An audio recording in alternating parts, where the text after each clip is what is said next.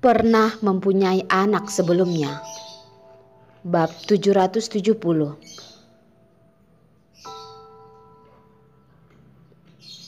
Nessa sudah kembali.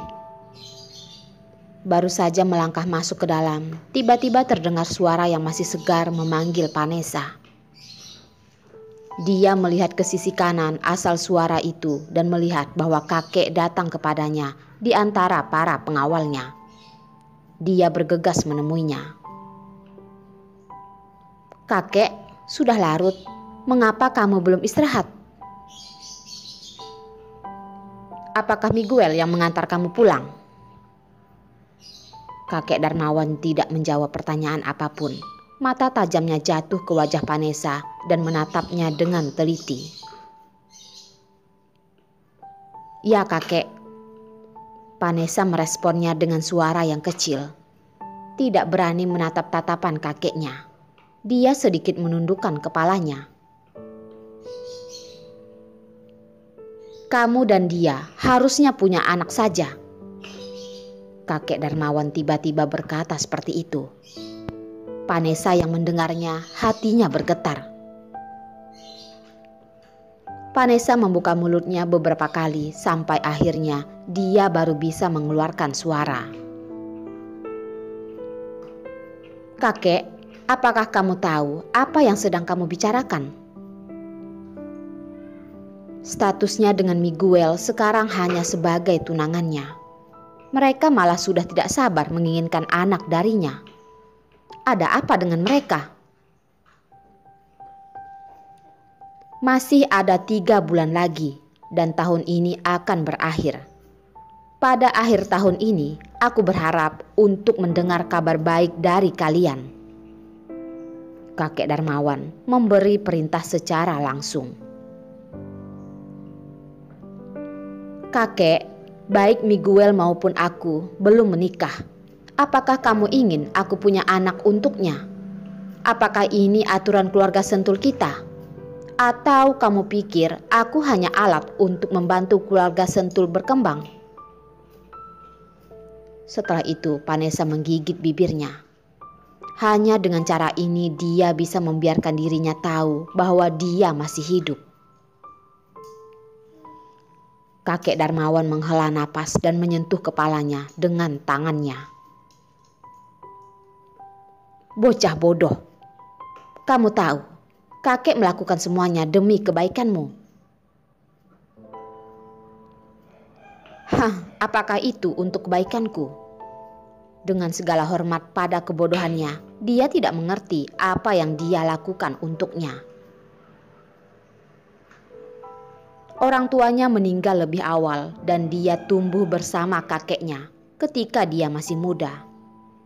Dia selalu berpikir bahwa kakeknya memiliki perasaan padanya.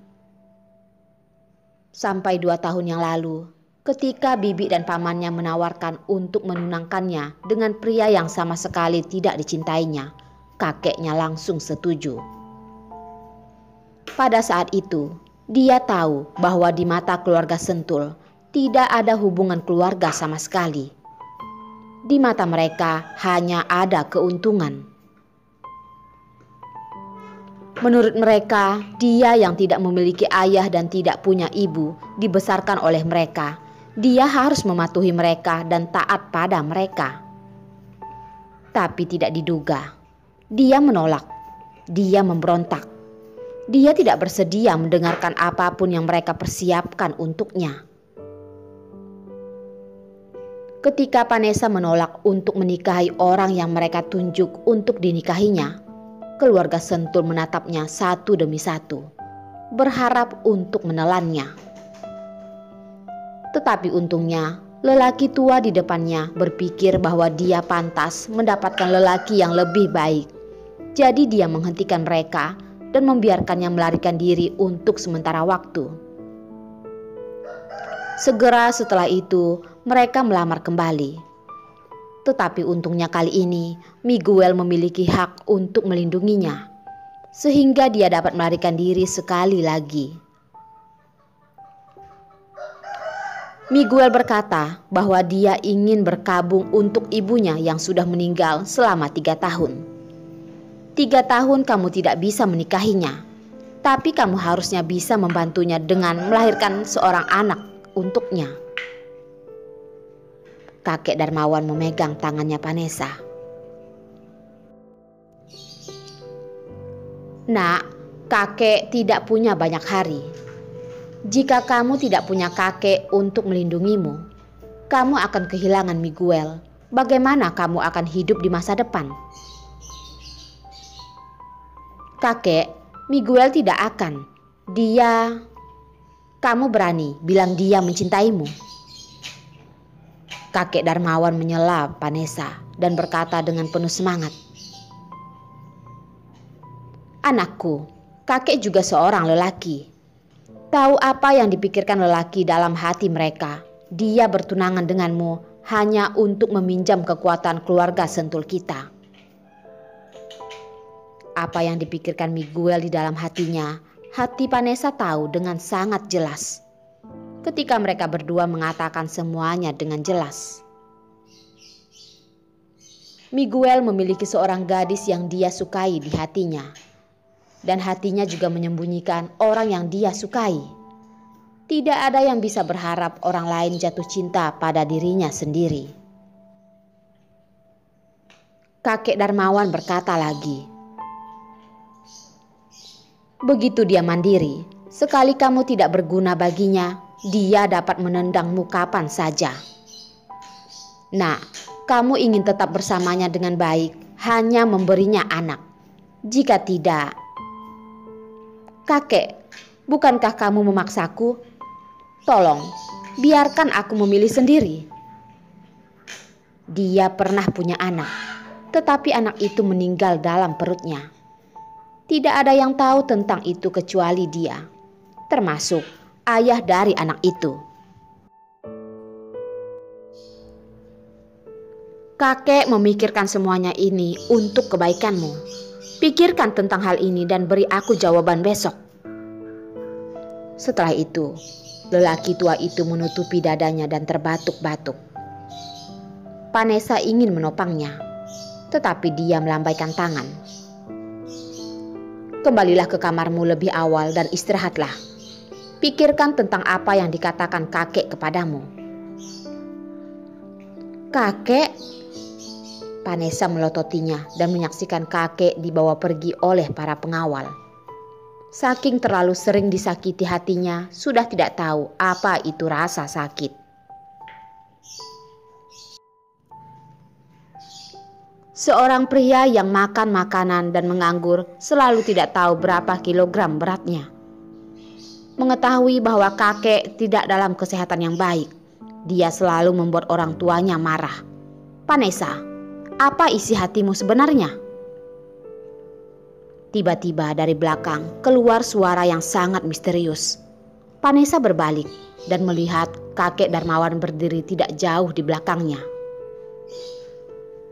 Dia memandangnya, tidak ingin mengabaikannya, berbalik dan pergi, tetapi juga mendengarnya berkata, Vanessa, tidak peduli siapa yang kamu naiki, jangan lupa, kita Sentul. Keluarga ibumu adalah orang yang paling kamu bisa andalkan. Keluarga Sentul yang paling bisa dia andalkan? Sangat lucu. Ini mungkin lelucon, bercanda terbaik yang pernah didengar Vanessa dalam kehidupannya. Keluarga Sentul mana yang tidak ingin mendorongnya ke dalam lubang api? Siapa yang mau menjadi pendukungnya? Vanessa mengangkat bibirnya yang indah, tersenyum dan menelan kepahitan dari mulutnya sendiri. Sebelumnya dia tidak kembali untuk menemukannya. Vanessa harus menanggung semua hal sendiri. Setelah mengirim Vanessa kembali ke rumah Sentul, Miguel kembali ke Istana Utara. Lalu diam-diam merubah menjadi mobil pribadi dan langsung menuju ke Teluk Munbay. Ketika pengemudi tiba di Teluk Munbay, itu 2,5 jam setelah Miguel dan Orilla mengakhiri pembicaraan mereka tadi. 2,5 jam untuk waktu yang lama. Diperkirakan bahwa hidangan makanan malam itu sudah dingin dan dia menunggu menunggu sampai panik. Ketika dia turun dari mobil, Miguel langsung menuju pintu masuk lift, berharap bisa melihatnya sesegera mungkin. Sesampainya di lantai 28, pintu lift pun terbuka. Miguel menabrak seseorang. Tidak bisa dikatakan tabrakan. Dapat melihat bahwa orang itu secara khusus menunggunya di sini dan tampaknya menunggunya lama. Tuan Presiden, sungguh mengejutkan bertemu Anda di sini. Sebastian berdiri di satu-satunya jalan ke rumah Orilla di dekat pintu lift. Ketika dia melihat orang-orang menunggu untuk waktu yang lama muncul, dia mengatakan ucapan itu. "Kamu menungguku di sini? Ada apa?" Miguel tidak terkejut bahwa Sebastian melihat wajahnya yang menyamar dan masih tahu identitas aslinya. Dia mengangkat alisnya dan mengajukan pertanyaan ringan. "Tuan Presiden, aku mengirimi Anda pesan dari ayahku. Dia mengatakan Anda sebaiknya jujur dan tidak menyentuh Rila keluarga kami sebelum Anda menangani masalah Anda." Sebastian memandang ke samping ke pintu Orilla dan berkata, "Jika Anda berani menyentuhnya, tidak hanya ayahku tidak akan memaafkanmu, tapi aku akan membunuhmu untuk ayahku." "Terima kasih atas peringatanmu. Aku ingat itu," kata Miguel. Tetapi ekspresi wajahnya tidak menerima peringatan Sebastian sama sekali. Dia tidak akan menyentuh Orilla dengan mudah, hanya karena dia ingin melindunginya, mencintainya, tidak terancam oleh orang lain. Bisa membiarkannya melakukan apa saja. "Miguel, dia bukan orang yang bisa dengan mudah kamu sentuh. Kamu sebaiknya ingat itu." Sebastian menghadang jalan Miguel dan memperingatinya dengan dingin.